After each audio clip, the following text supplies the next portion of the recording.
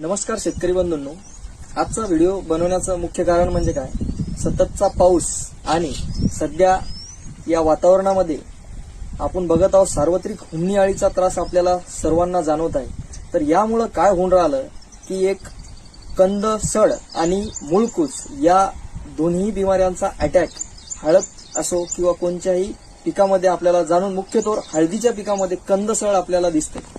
तर कंदसडीसाठी आपल्याला काय उपाययोजना करायच्या आहेत, काय करायचे आहेत, तर आपल्याला कंदसडीसाठी एक चांगल्या ब्रँडेड कंपनीचं म्हणजेच आदामा कंपनीचं मास्टर क्रॉप म्हणून एक बुरशीनाशक येतं। ते आपल्याला एकरी 400 ml प्रति एकर आपल्याला ड्रीपने सोडायचं किंवा आपल्याला 400 ml प्रति एकर त्याची ड्रिचिंग करायची आहे। यामुळे आपली कंदसड किंवा मुळकूच निश्चित आपल्याला कमी झालेली बघायला मिळेल। धन्यवाद।